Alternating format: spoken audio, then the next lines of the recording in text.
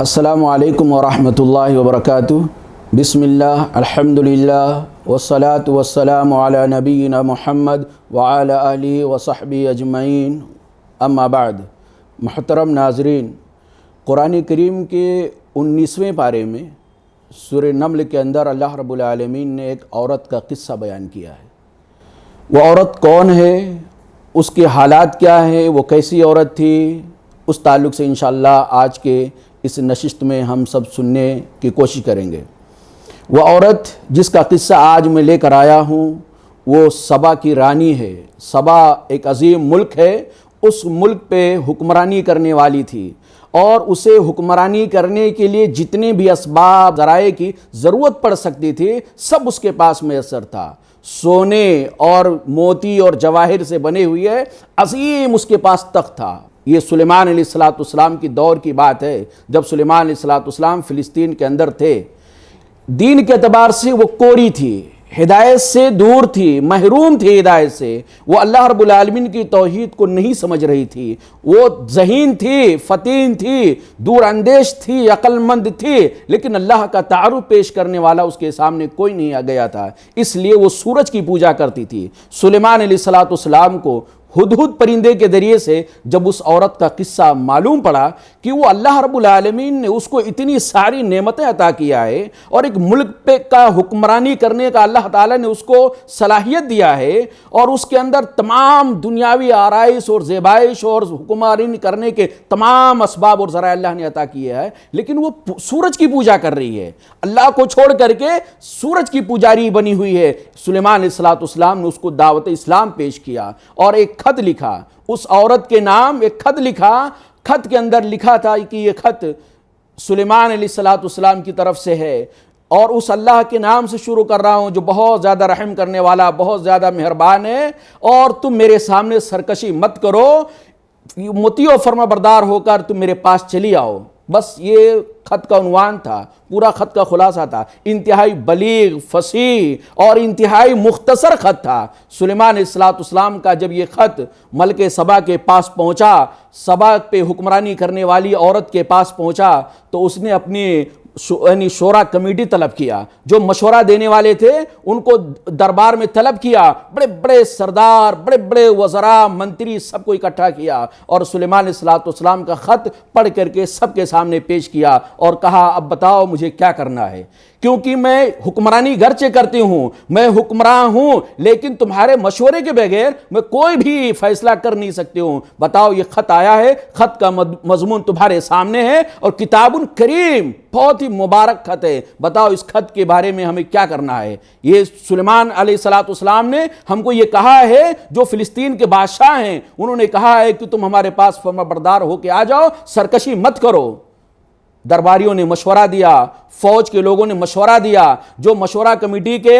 لوگ تھے، ممبران تھے، انہوں نے مشورہ دیا کہ اے رانی، اے ملکہ، ہم مضبوط ہیں، طاقتور ہیں، اگر آپ لڑنے کے لیے حکم دیں گے تو ہم سلیمان سے لڑ جائیں گے اور جیت جائیں گے، ہم جنگجو قسم کے لوگ ہیں، ہم پیچھے ہٹنے والے نہیں ہیں، اگر آپ حکم دیں گے تو ہم میدان میں کود جائیں گے، آخری فیصلہ آپ کا ہے، آپ بولے کیا کرنا ہے ہمیں۔ وہ بہت ہی عقل مند عورت تھی، اس نے کہا نہیں، جلد بازی میں کوئی فیصلہ نہیں کرنا چاہیے۔ سب سے پہلے تو آپ یاد رکھیے کہ جب کوئی بادشاہ کسی ملک پہ حملہ کرتا ہے، کوئی راجہ کسی ملک پہ اٹیک کرتا ہے، تو وہاں کے شریف لوگوں کو ذلیل بنا دیتا ہے، وہاں کے شریف لوگوں کو، عزت دار لوگوں کو بے عزت بنا دیتا ہے، اور وہاں کے مویشیوں کو، وہاں کے لوگوں کو حیران و پریشان کر دیتا ہے، پورا ملک اور پورے کنٹری کو تباہ برباد کر دیتا ہے۔ ہونا ہو اگر سلیمان ہمارے اوپر اٹیک کریں گے تو ہمارے ساتھ بھی یہی ہو سکتا ہے، اس لیے جلد بازی میں قدم نہ اٹھائیں، ایک کام کرتے ہیں، ہم آزماتے ہیں، وہ سلیمان جس نے خط لکھا ہے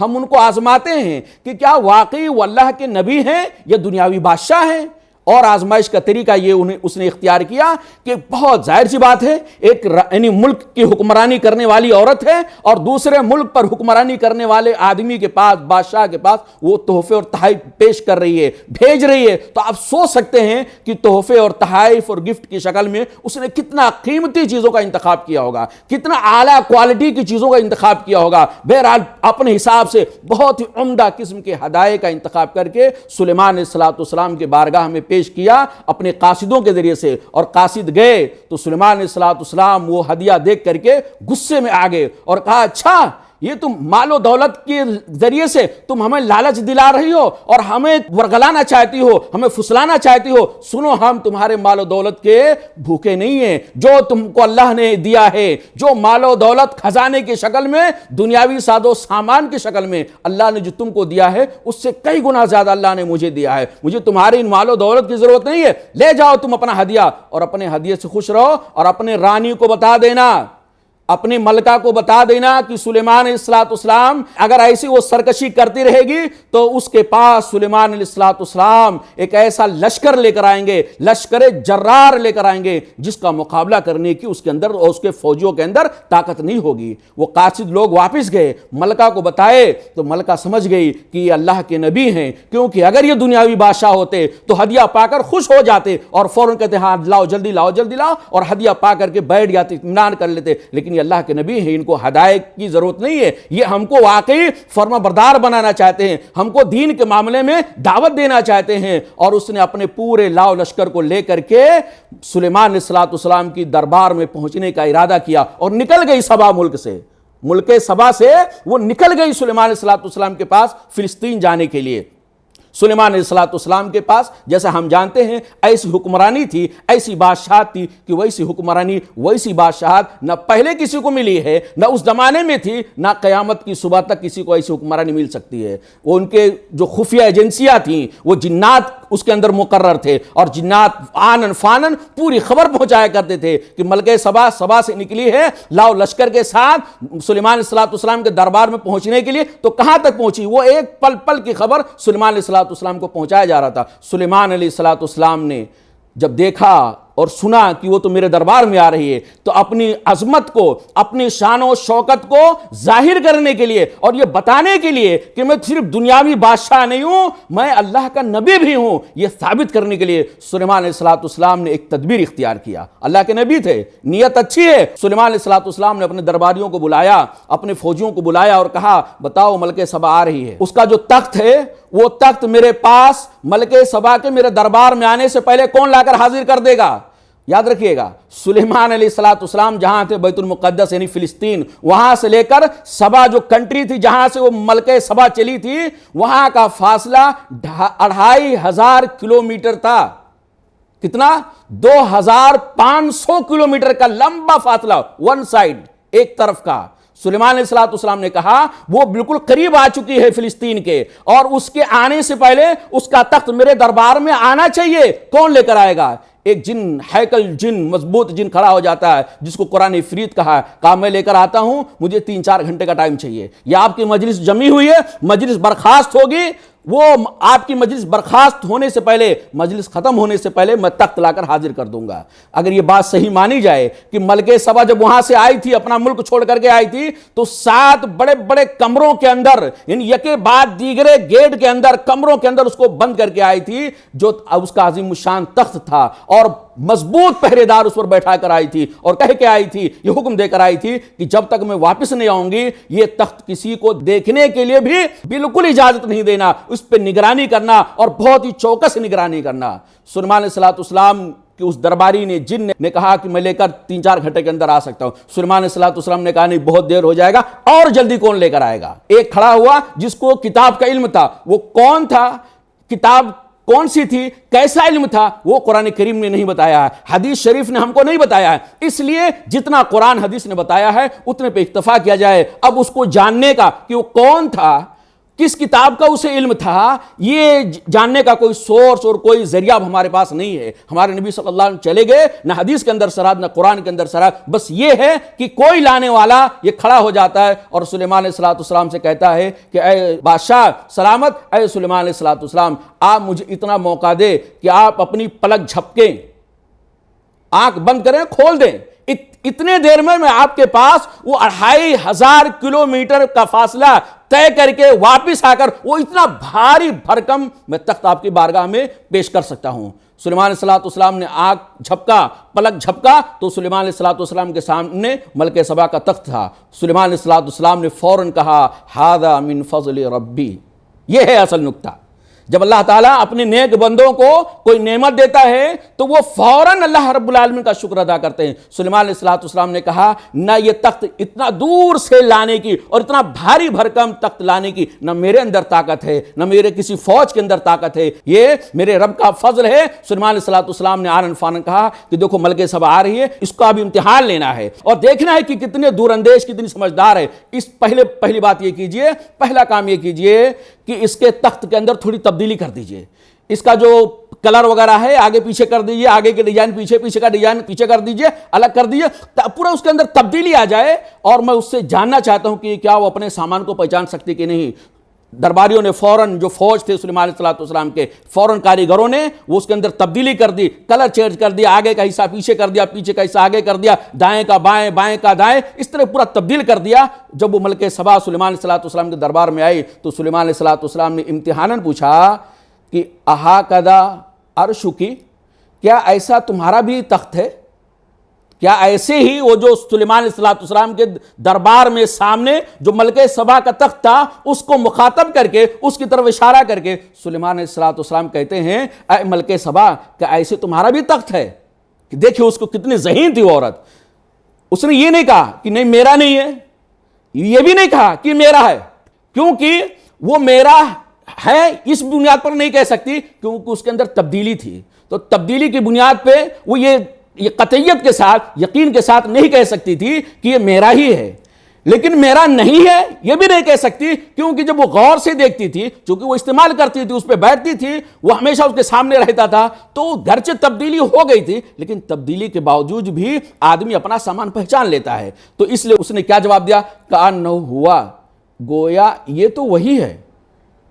یہ تو ویسے ہی ہو بہو لگ رہا ہے، یعنی بالکل جچا تلا جواب۔ سلیمان علیہ السلام نے اس کی ذہانت پر حیران ہوئے کہ یقین اس کے پاس ذہن ہے۔ تو پہلا یہ وہ اپنے امتحان میں کامیاب ہو گئی، بہت ہی جچا تلا اس نے جواب دیا۔ دوسرا سلیمان علیہ السلام نے جو اس کا امتحان لینے کی کوشش کیا، اور اصل میں دعوت کا ایک طریقہ بھی سلیمان علیہ السلام نے اختیار کیا۔ وہ کیا اختیار کیا؟ شیشے کا محل بنایا، شیش محل بنایا، پوری کی پوری بلڈنگ، پورا کا پورا محل شیشے کا، اس کا فرش بھی محل کا اور پوری دیواریں اور چھت وغیرہ سب شیشے کا، اور فرش کے نیچے پانی یعنی نہر بنا دیا سلیمان علیہ السلام نے تاکہ شیشے کے نیچے سے پانی بہتا جائے۔ اب اگر کوئی آدمی دیکھا ہے بناتے ہوئے تو سمجھ سکتا ہے کہ نیچے پانی ہے، اوپر شیشہ ہے اور شیشے پہ چلا جا سکتا، کوئی پرابلم نہیں ہے، کوئی مسئلہ نہیں ہوگا۔ لیکن اگر کوئی نیا آدمی آتا جو بناتے ہوئے نہیں دیکھتا، جس کو وہ چیز معلوم نہیں ہوتی، تو وہ سمجھتا کہ شیشہ نہیں، یہ تو ڈائریکٹ پانی ہے یا پانی میں شیشہ ہے، اس لیے اگر آدمی اس کے اوپر پیر رکھے گا تو بھیگ جائے گا، اس کا پیر پانی پہ پڑے گا۔ یہی حالت ملکہ سبا کا ہوا۔ جب ملکہ سبا آئی تو سلیمان علیہ السلام نے کہا یہ محل کے اندر میرے داخل ہو جاؤ۔ اب وہ جب محل کے اندر داخل ہوئی، فرش پر پہنچنے لگی تو وہ اپنے پائچے کو، اپنے سلوار کو جو پہنی تھی تھوڑا اوپر کر لی، جیسا کہ بارش میں کیچڑ وغیرہ سے بچنے کے لیے ہم کرتے ہیں، تو وہ اپنے پائچے کو اوپر چڑھا لیا تاکہ میرا پائچہ گندا نہ ہو، بھیگنے نہ پائے۔ سلیمان علیہ السلام نے جب اس کی یہ حرکت دیکھا تو کہا یہ دھوکہ تم نے کھایا، جیسے یہاں تم نے دھوکہ کھایا، یہ پانی اصل میں نیچے ہے، اوپر شیشہ ہے، اگر تم اس پہ چلتی تو پانی تمہارے پیر کے اندر ذرہ برابر بھی نہیں لگتا، ایک قطرہ بھی پانی تم کو نہیں ٹچ کرتا، تم یہاں دھوکہ کھا گئی ہو۔ جیسے یہاں پہ دھوکہ کھائی ہو کہ تم شیشے کو پانی سمجھ بیٹھی ہو، ایسے ہی تم وہاں بھی دھوکہ کھائی ہو کہ تم سورج کو جو اللہ کی مخلوق ہے اس کو معبود سمجھ بیٹھی ہو، اور جو حقیقی معبود ہے اس کو تم فراموش کر دی ہو۔ لہذا سلیمان علیہ السلام نے اس کو دعوت پیش کیا، اور وہ الحمدللہ سلیمان علیہ السلام کے دعوت کے نتیجے میں سلیمان علیہ السلام کے ساتھ اللہ رب العالمین پر ایمان لے آتی ہے، مسلمان بن جاتی ہے، اس کا پورا لشکر فرما بردار بن جاتا ہے۔ یہ حقیقت میں ایک عورت کا قصہ، قرآن میں صرف مردوں کا قصہ نہیں ہے، کمال درجے کی عورتیں بھی ہیں، ان کا قصہ بھی اللہ رب العالمین نے قرآن کریم کے اندر بیان فرمایا ہے، جس کو یعنی ملکہ سبا کا نام حسن بصری رحمہ اللہ علیہ کے بقول بلقیس تھا، جس کو مفسرین نے، تاریخ نگاروں نے بلقیس کا نام دیا ہے۔ اس قصے کے اندر ہمارے لیے جو نصیحت ہے وہ نمبر 1 یہ کہ اللہ تعالیٰ کی طرف سے معجزہ برحق ہے۔ تخت کا آ جانا، جو اتنا لمبا 5000 کلومیٹر کا فاصلہ آنے جانے کا، اتنا بڑا اور اتنا وزنی تخت آ جانا یہ اللہ رب العالمین کی طرف سے معجزہ تھا، تو اللہ کی طرف سے معجزہ یہ برحق ہے۔ دوسرا یہ اللہ رب العالمین اپنے انبیاء کرام کی مدد کرتا رہتا ہے، اپنے نیک بندوں کی مدد کرتا رہتا ہے۔ اور تیسری چیز یہ اللہ تعالیٰ جس کو ہدایت دینا چاہے ہدایت اسی کو ملتی ہے، اور جس کو اللہ تعالیٰ ہدایت نہ دے دنیا کی کوئی طاقت اس کو ہدایت نہیں دے سکتی۔ آپ سوچیں کہ کتنا دور کا سفر طے کرا کر کے اللہ تعالیٰ نے اس کو ہدایت دینے کے لیے سلیمان علیہ السلام کی دربار میں پیش کیا۔ اللہ تعالیٰ سے دعا ہے کہ اللہ تعالیٰ ہم تمام بھائیوں کو، تمام بہنوں کو قرآن کریم کے قصوں کو سمجھنے کی، پڑھنے کی، سننے کی اور اس سے عبرت اور نصیحت کی موتیاں چننے کی توفیق عطا فرمائے، آمین۔ وآخر دعوانا الحمدللہ رب العالمین، والسلام علیکم ورحمۃ اللہ وبرکاتہ۔